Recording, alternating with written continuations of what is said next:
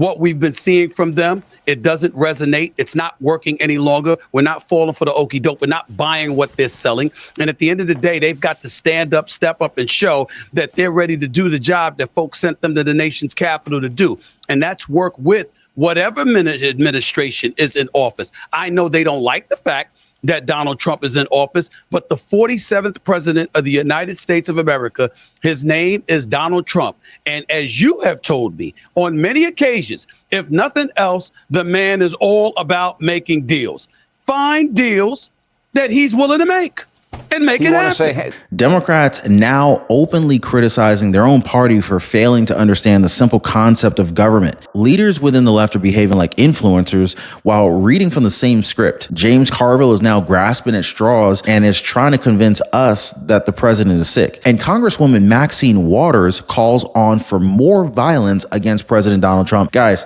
if you guys appreciate the daily news updates, hit the like button, subscribe to the channel. We got some shocking updates today. So let's get down to it with the struggles of the left since President Trump won. So the Democratic Party has been lost ever since November. Might have even been lost before November. But anyway, struggling to find an answer to President Trump's rapid pace of answering the many concerns of Americans. In fact, the only message that they've had since the president won is that the orange man is bad. Now, besides that, they've got nothing left. But the hate against President Trump has been overused by the Democrats. It's old news. People within their own party are asking for either alternatives or results. It's now just becoming increasingly evident that Democratic leaders are just not getting the memo. The Democrat group called Navigator Research, only 27% of independents think that Democrats are focused on helping them, compared with 55% who said they're focused on others. Now, earlier today, our own Raymond Arroyo decided to ask folks in D.C. what they think about the Democrats. When I say the word Democrat, you think what? Loser.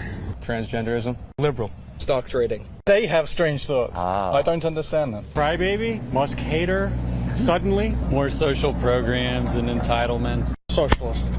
Evil. Tell us how you really feel. Well, the fact is, over the past 4 years, Biden and the Democrats threw the middle class under the bus. Then they backed up and ran them over again.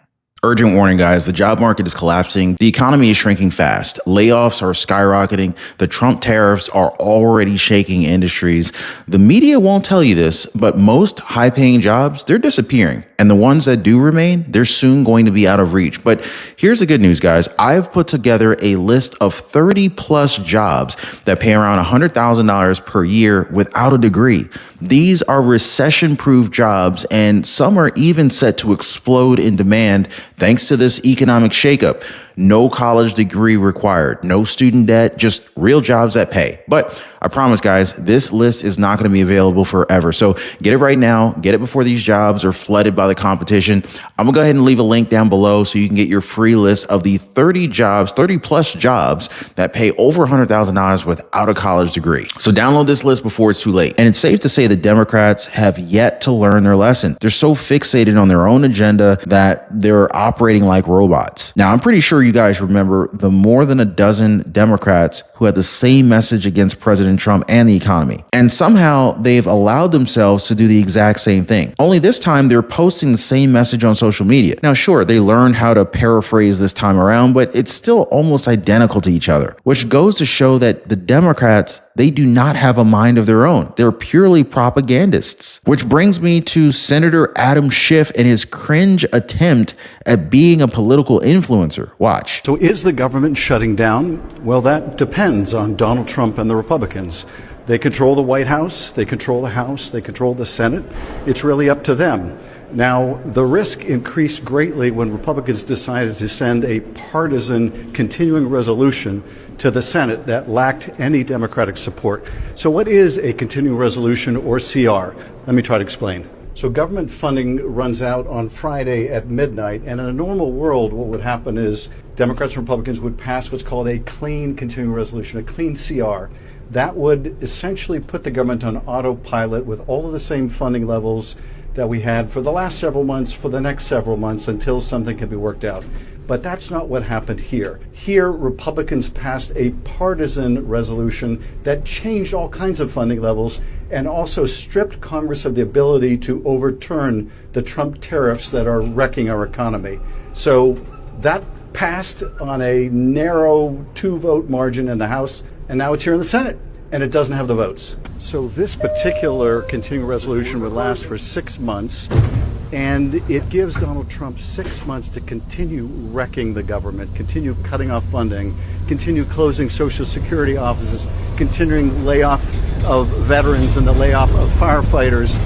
Essentially gives him another half year to continue all the destructive actions he's taking now. That's not going to fly.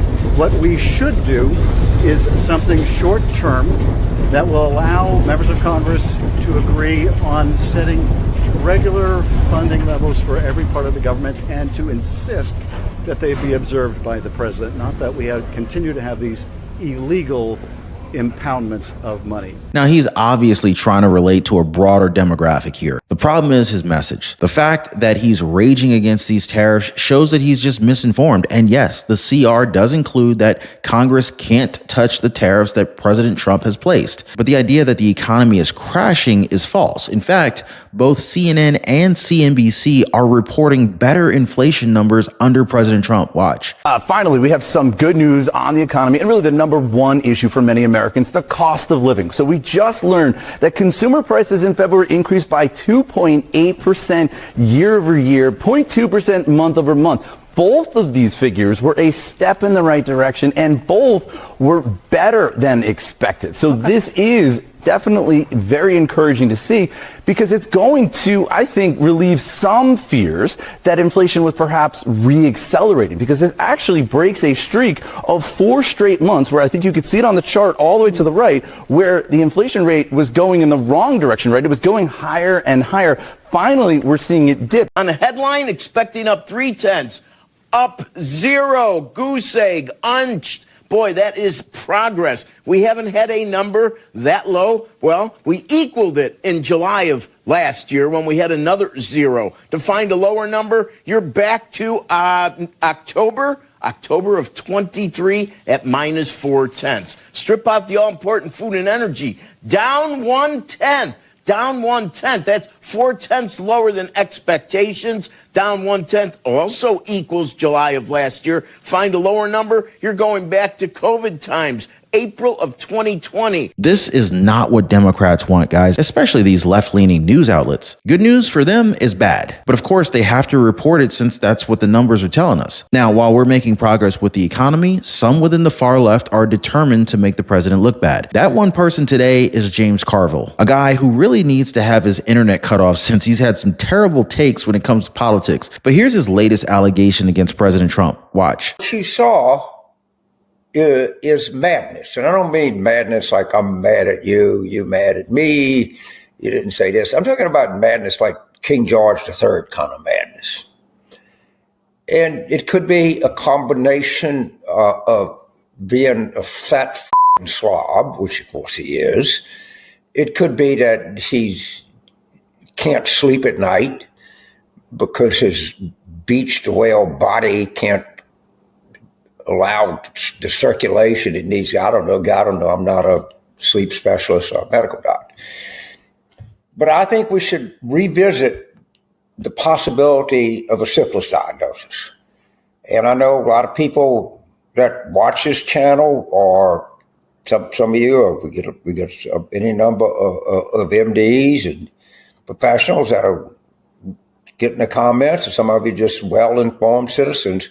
But I don't think we can discount the fact that what we saw was mad. I'm not going to concede that I'm just asking questions. I'm just making an observation that everyone saw. We know that boy ain't right. Now, one thing is certain, Republicans enjoy it when Carville talks. He makes the Democratic Party look even more insane when he does these kinds of analyses. It also makes their voice that much quieter because no one's going to believe what he's saying. I mean, just look at what happened to Joy Reid and her constant barrage of unfounded attacks on President Trump. The lies are obvious, and the people are much wiser nowadays, especially with Twitter/X, right? Something that we can't say for Representative Maxine Waters. Watch. I'm worried that Trump is on the edge of creating a civil war. He alluded to it more than once. He alluded to the fact that if he did not get reelected, that there could be a civil war. You know what responsibility that places on us? It places the responsibilities on us to live and do like Dr. Martin Luther King told us to do. He taught us to organize and to protest, but he taught us nonviolence. He taught us nonviolence. That was the center, that was the core of his message. And we live with that all the time. No matter how upset we can get, no matter how angry we can get, we live with what we've been taught. And now, this president is putting us in a position where hungry people are going to be on the street, where nonprofits who were waiting for their checks are not going to get them, where seniors waiting for their Social Security check will not get it, where poor families with children will not get what they believe the government has agreed to do. And so when that happens, what does Trump expect? Oh, I believe he expects violence. I believe he expects confrontation. I believe he's working toward a civil war.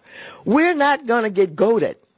We're not going to get tricked into that. We're going to continue to do our work. I just have to remind you that she said the same thing 4 years ago, that the president wants civil war. But just because you repeat the same message doesn't make it true. What's you guys' take on Maxine Waters and her approach to the Trump administration? Is this lady on drugs? Should she still have a job in Congress? Should she be fired? Now, I want to redirect you guys toward a recent live stream that I did. Now, it's important that you watch this as I talk about the very real possibility of Doge providing us with dividend checks or dividend stimulus checks or refund checks or however you want to call it. Anyway, these checks, they can be worth up to $5,000. Now, I suggest you go over there and check that video out for yourself so you can be updated. As always, appreciate you guys' time. Thank you so much for watching the video and hitting the like button and subscribing to the channel. We'll see you next time.